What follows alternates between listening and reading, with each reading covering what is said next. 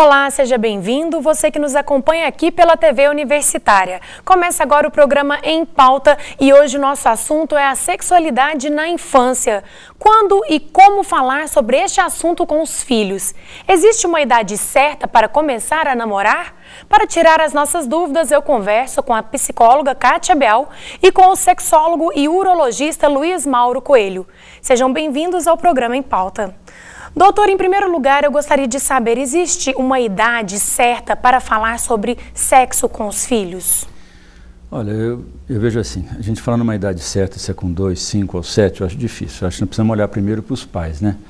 Ver se esses pais têm uma condição emocional, uma condição de desenvolvimento da sua sexualidade, se está adequado. Se eles suportam primeiro, o pai e a mãe, se eles suportam esse assunto entre eles. Se isso estiver mais ou menos resolvido entre eles, acredito que não vai haver muito problema com a idade da criança, se vai ser com 1, com 5, com 10.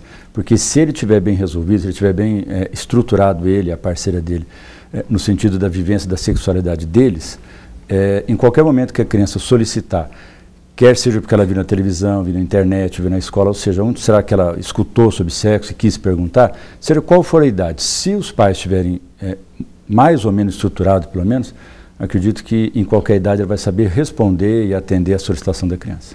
E você, Kátia, acha que as pessoas, os pais, então, estão preparados hoje em dia para falar sobre esse assunto com os filhos? Muitas vezes não, eu concordo com o Dr. Luiz Mauro, eu acho que depende muito da sexualidade do casal, dos pais, para expor, né, o conhecimento que eles têm com o filho, mas eu não vejo que os pais estejam todos, né, preparados, ou pelo menos a maioria não está preparado para trabalhar com esse assunto. São muitas as dúvidas, muitas vezes os pais esperam que a escola faça esse papel, né, não sentam ou por vergonha ou por criação, a criação também, né, não foi muito satisfatória com relação à sexualidade. Então, na minha opinião, os pais ainda não estão preparados para falar sobre esse assunto. Mas com relação à idade eu concordo, eu acho que não tem uma idade limite, olha, a partir de agora temos que falar sobre sexo. O que a gente sabe, que se tem notícia, é que por volta dos 3, 4 anos a criança começa a despertar para a sexualidade, começa a conhecer o seu próprio corpo, começa a ver que tem algumas partes que ela toca que trazem alguma satisfação, e aí que começam a surgir as perguntas. Mas com relação à preparação dos pais, eu diria que não, eles não estão tão preparados assim ainda. O que eu vejo, assim, só para completar um pouco, o que está dizendo na faixa de 3, 4 anos, aí, onde começa, inclusive, os controles dos esfíncteres, né? O esfíncter, o vesical e o anal, né? Para fazer xixi, fazer cocô, começa nessa hora, começa a ter controle, e isso, de alguma forma, traz algum prazer. Agora, acho que um problema, Kátia, assim, que com a história que o Freud, há 100 anos atrás, descobriu, né, e descreveu a sexualidade infantil, eu acho que o adulto pensa, quando ele fala em sexualidade infantil, ele pensa na dele. E não tem nada a ver uma coisa com a outra, né? A sexualidade que Freud definiu é a pulsão de vida, é o prazer de viver, é o prazer de estar aqui, né? E a criança também tem. Então, quando ela toca o genital dela, não é no sentido que nós tocamos, é no sentido de algum prazer, prazer de viver, prazer de estar aqui.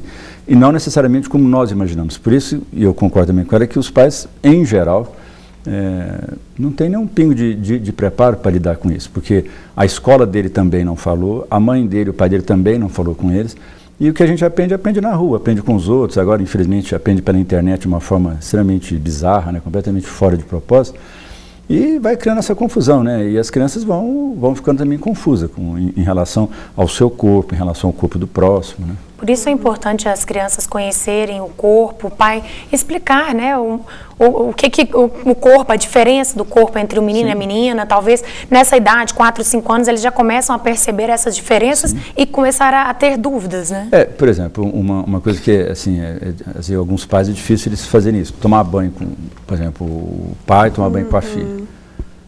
Fica aquela confusão, posso, não posso, pode mostrar, se puser a mão, como é que eu vou fazer?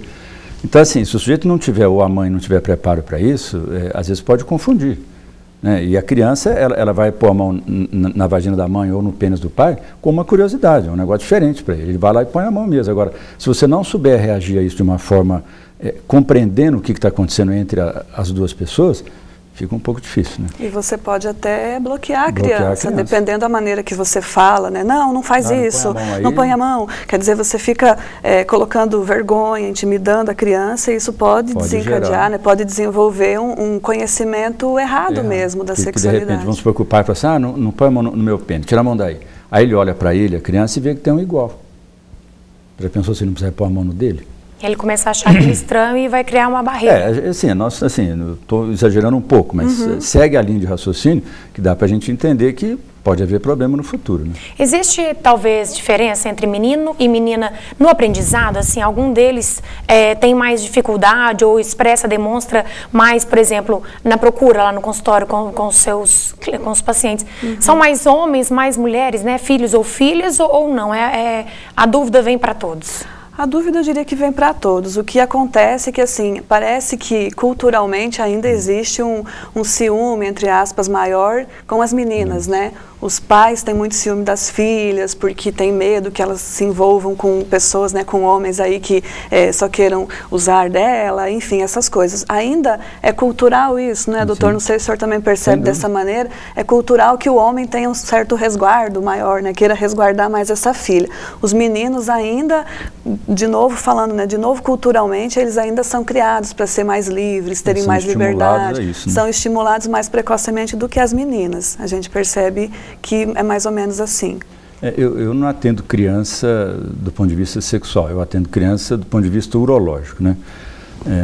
Então, quando eu atendo adolescente para frente, né, com esse tipo de queixa. O que eu percebo assim, para variar, os pais estimulam o menino. Quer dizer, isso não muda, né? Isso faz 100 anos que é desse jeito. Né? Estimula o menino a mostrar o pipi, olha lá como é que é grande, olha isso e aquilo. E a menina sempre é recatada, não pode isso, não pode abrir a perna, não pode mostrar calcinha, não sei o quê. Isso vai criando um clima assim de um pode, outro não pode, isso é assim, o outro é assado. E não se explica nem para um nem para o outro, né? Como é que as coisas funcionam, como é que cada ser humano funciona. É lógico que você não vai colocar isso numa criança de 5 anos da forma como nós estamos conversando aqui, né? Tudo tem seu tempo e o seu jeito de falar. Mas, infelizmente, a maior parte das pessoas não tem esse preparo, né? Kátia, você acha que quando uma criança tem dúvidas, os pais têm que ser diretos mesmo, assim, explicar? Por exemplo, eu acredito que uma das principais dúvidas é como que eu nasci, como que aquela mulher ficou grávida, enfim. Quais são essas principais dúvidas no seu ponto de vista e como que deve ser explicado? Como o doutor falou, claro que não da forma como a gente está falando, mas também não deve se fantasiar muito. Não, a gente tem que explicar de acordo com a dúvida da criança, né? A gente não pode ir além das perguntas. Se ela vem com uma dúvida simples, como que eu nasci? Como que eu fui parar dentro da sua barriga? É legal que você explique, né, nos termos que ela vai conseguir entender, que o papai tem uma sementinha, que a mamãe tem outra, né, que o papai colocou a sementinha na barriga da mamãe. Explicações de acordo com a faixa etária da criança, que conforme ela for crescendo, ela própria vai descobrindo, até na escola, por conta dos colegas, a televisão. Hoje em dia, a internet, a informação hoje está muito, tá mais acessível do que na nossa época, vamos dizer assim. Mas o que a gente tem que ter em conta não ficar fantasiando. A história da cegonha, por exemplo, essa não cola mais, né? Já passou a fase, as crianças elas estão muito mais espertas do que foram já uma época atrás. O que vale é assim, explicar de uma maneira correta, até mesmo nomeando adequadamente os órgãos sexuais, sem aquela história de, né, pererequinha, não sei o quê, porque a criança vai chegar uma hora que ela vai saber, ela vai ficar chateada com os pais por terem fantasiado de uma outra maneira para ela, mas assim, explicar, olha, o nome disso é vulva, o nome disso é pênis, né, explicar de maneira que ela possa entender, só que até onde ela perguntou, né, eu não vou além como que eu nasci? Nasceu assim por causa da sementinha, não sei o quê, aí a mamãe foi ao médico, tirou você, fez um corte na barriga, ou então, né, fazer a explicação de acordo com o que ela entende, porque se eu for além dessa explicação, né, tem um líquido que chama assim, não sei o quê, o papai e a mamãe fizeram tal coisa, se eu for além, ela vai, de repente, ter uma ideia errada daquilo, mas ela nem sabe do que ela está, a dúvida dela era porque ela foi para dentro da barriga. Eu já vou dar uma explicação toda de um atlas de sexualidade, ela não vai compreender. Né? Doutor, hoje tem a internet, aí a criança já tem 4 anos, já sabe mexer com o computador e tudo mais. O senhor acha que essas informações que elas veem, os adolescentes veem na internet, ajudam ou podem atrapalhar nessa educação sexual? Bom, vai depender de onde você está olhando na internet, né? Se for sites educativos, sites, né, confiáveis, eu acho que vai ajudar.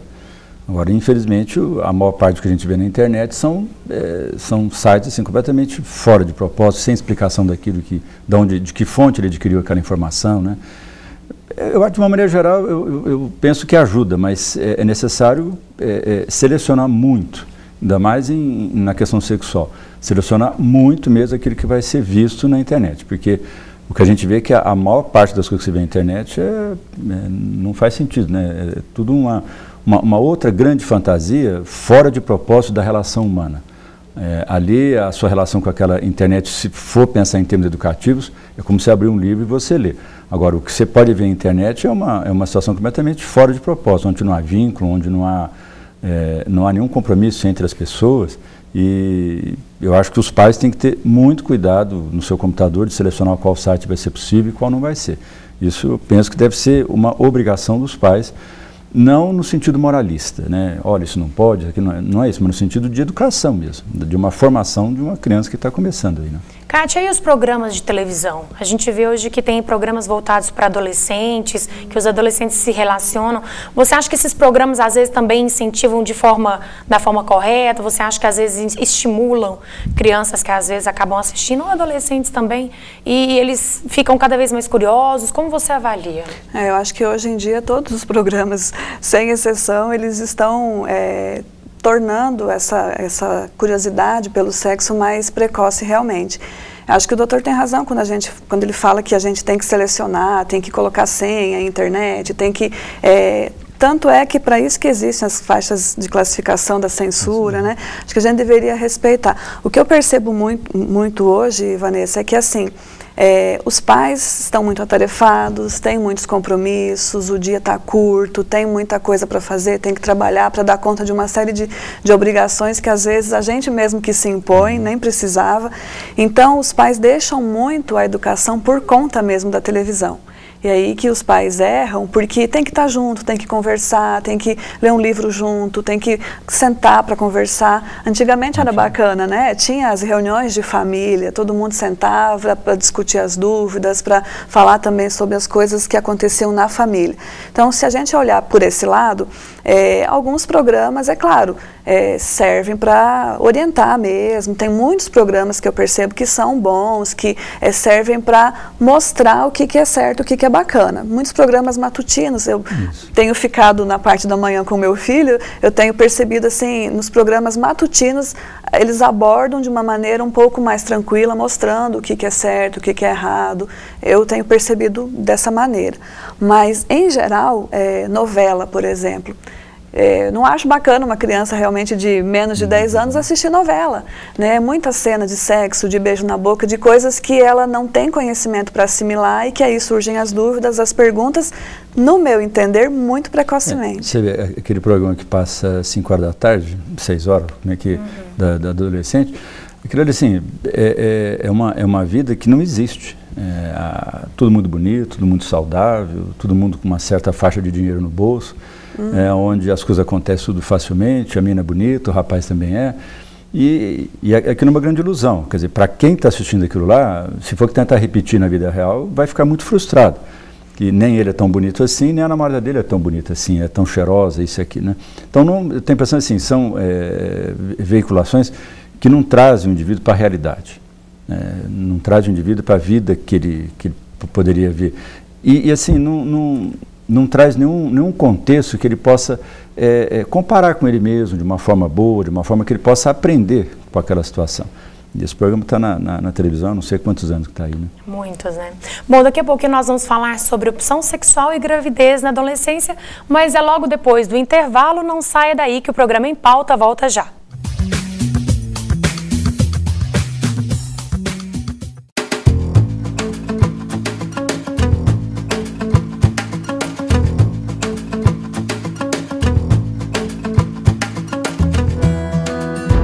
Você acha que com o crack eles estariam se divertindo assim? Com o crack, até mesmo a melhor amizade entre pais e filhos estaria prejudicada. O crack é devastador, tira tudo de melhor da sua vida e influencia todos que estão à sua volta. Pense bem, a vida não é uma droga. Fique longe do crack.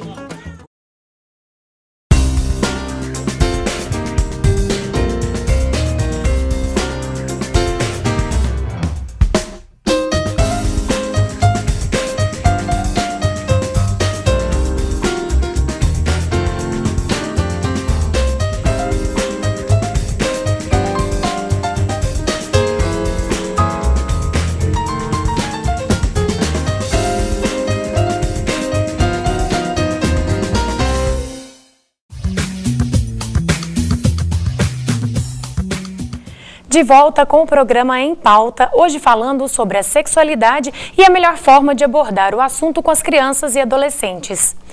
Doutor, quando criança, muitos brincam de carrinho, outro de boneca, aí pai e mãe já definem assim, tá tudo bem, minha filha gosta de boneca e meu filho gosta de carrinho. Existe isso ou para a criança tudo é brincadeira, não se pode definir a opção sexual de uma criança por conta da brincadeira? Não, essa de brincar com o carrinho ou com a boneca é uma socialização que nós adultos fazemos para a criança, né? Nós estamos tentando, fazendo isso, colocar um padrão de conduta que nós adultos temos para uma criança que está assim, vamos dizer assim, que a autoimagem dela, vamos dizer assim, ainda está em branco, né? Ela é do gênero masculino ou feminino definido pelo DNA dela. O resto, a vida não é que vai moldar, a vida que vai dizer para que lado que ela vai. Então, quando você coloca uma criança, um menininho, para jogar futebol e menino para brincar de boneca, nós adultos estamos colocando nela um padrão de conduta. Lá para os 3, 4, 5 anos que isso começa ela começa a reconhecer diferenças, começa a separar a mãe do pai, né, que até uma certa idade é só a mãe que existe, enfim. Agora, isso vai depender muito do meio onde ela vive, de que figuras que ela tem no convívio dela, no convívio familiar que ela tem, que figuras que ela tem, se é uma figura paterna, se é materna, enfim. Essa convivência é que começa a definir nela certos reconhecimentos que para ela vai ser importante. Agora, o fato de nós adultos fazer ela brincar com isso ou com aquilo, não acredito que tenha muita importância, não. Agora, a preferência sexual, assim, você acha que existe, a partir de um momento, aquela criança ela já sabe se ela gosta de homem, se ela gosta de mulher? Com essa idade? Não, em que idade que ela começa a sentir isso? Você conversa com homossexuais, tanto masculino quanto feminino, já na fase adulta, alguns falam que foi na adolescência, outros falam que desde criança, com 5, 6 anos, já preferia aquele sexo e tal. Isso são opiniões pontuais. Se você for olhar estudos sobre homossexualidade, é uma confusão só. Ninguém resolve, não tem estudo, não tem jeito de você definir se é de um jeito ou se é do outro. E você vê isso na prática. Em consultório você vê isso direto. Nem a própria pessoa sabe definir direito por que ela é de um jeito e por que ela é do outro. Ela só sabe que ela tem uma preferência por aquele sexo. Kátia, falando dessas brincadeiras ou da forma como a família cria aquele filho, você acha que isso pode interferir de alguma forma na conduta da criança, na escolha, na opção sexual daquele adulto futuro? Eu costumo falar assim, para complementar o que o doutor falou, muitas vezes um menino está brincando com panelinhas ou com coisas de cozinha, está varrendo a casa, ajudando a mãe, isso não quer dizer que ele vai ser homossexual. E, pelo contrário, a gente tem que até estimular, porque ele pode vir a ser um bom marido para a esposa, né? Vai ajudar nas tarefas de casa, vai se colocar no lugar dela, que ela tem muitas atividades e tal. Então, para tranquilizar os pais aí, eu acho que o problema não é a brincadeira em si. Menino tem que brincar de carrinho de bola e menina tem que brincar de coisinhas de casinha, de boneca. É questão cultural mesmo, de nós adultos achar que é por conta das brincadeiras que isso que vai determinar a sexualidade de uma pessoa. Acho que não é bem por aí, são as outras experiências de vida que a pessoa tem.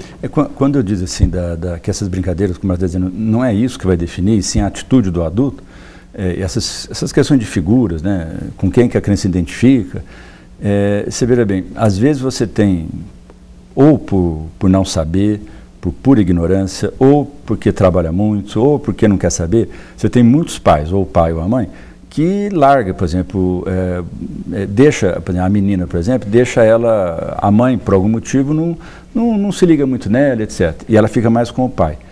Com quem que ela vai aprender as coisas? Mais de um modo masculino. Então pode ser que a mãe ela venha a ser um homossexual para agradar a mãe, então ela vai ser igual ao pai? Essas coisas, a Cátia pode dizer isso, ninguém responde isso.